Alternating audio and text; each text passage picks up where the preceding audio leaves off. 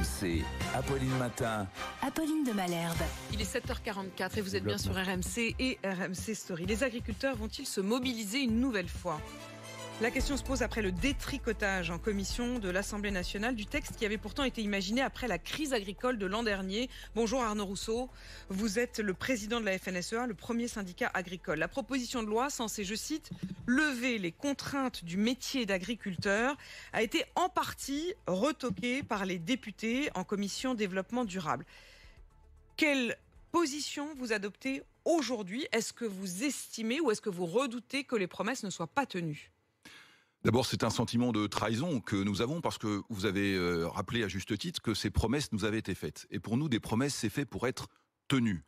Et que cette loi entrave aujourd'hui, nous l'observons, est battue en brèche à bien des égards. Alors nous allons attendre la séance publique, mais c'est ce sentiment de trahison aujourd'hui, c'est l'idée que la mobilisation d'il y a 1 an et demi ne donne pas de fruits.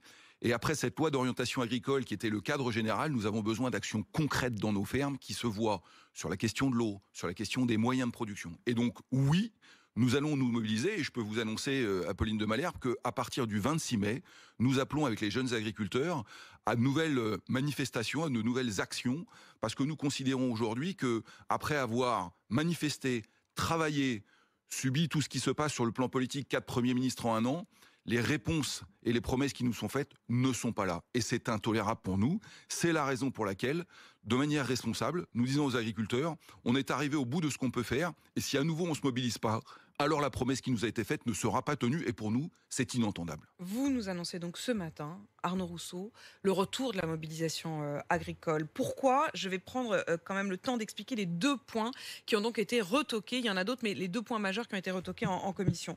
Il devait y avoir la réintroduction de certains néonicotinoïdes et la reconnaissance des méga-bassines comme ouvrage d'intérêt général majeur. Et la question aussi de l'indépendance de l'ANSES, c'est l'agence sanitaire chargée d'évaluer la dangerosité des pesticides, notamment restreindre cette indépendance.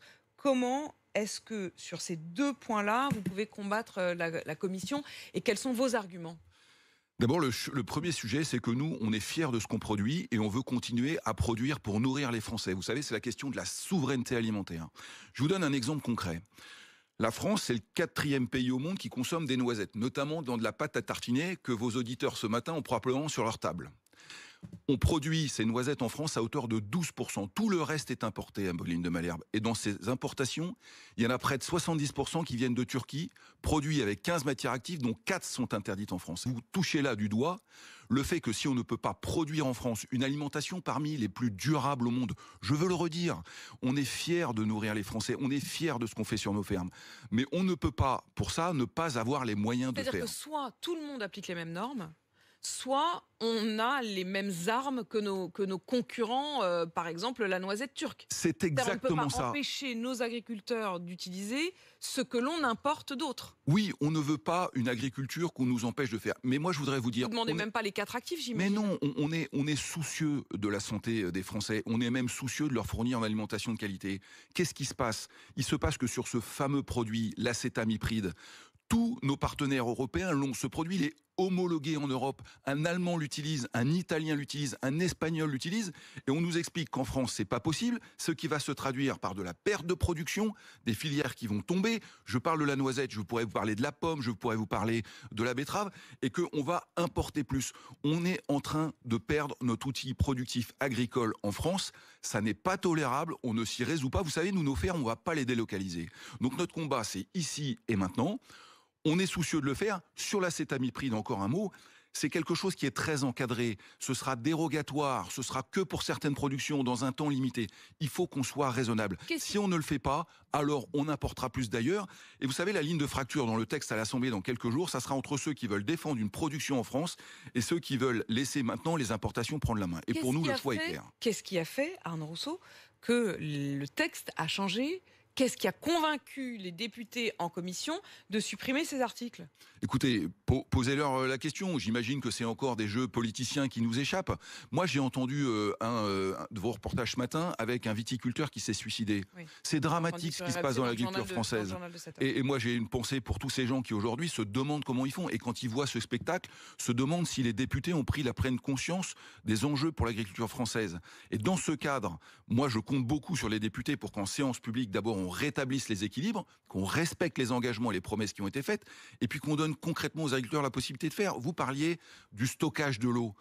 On ne fera pas d'agriculture sans eau. On constate dans nos fermes tous les jours le changement climatique. On a besoin de s'adapter. On a déjà commencé à le faire. Mais de grâce qu'on nous laisse stocker de l'eau. Il n'y a plus beaucoup d'eau ces 2 dernières années.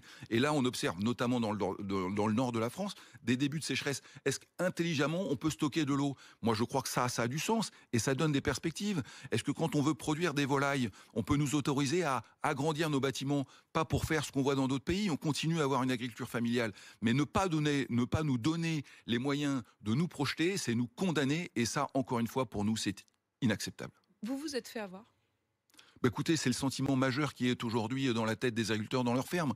C'est le sentiment qu'après avoir eu 15 jours de manifestations dignes, je le rappelle, il n'y a pas eu de casse à Pauline de Malherbe. On s'est mis au travail. Puis après est arrivée la dissolution, la motion de censure. Tout ça dure. Ce texte dont on parle, ça fait 1 an et demi qu'on nous l'a vendu. Et on attend. Et au moment où il arrive, on nous explique que finalement tout ça, pour des raisons encore une fois très politiciennes, ne va pas se passer. Oui, le sentiment, c'est de se faire avoir. Qu'ils reçoivent des pressions des agriculteurs, qu'ils reçoivent des menaces pour s'en prendre à leur permanence. Est-ce que vous confirmez?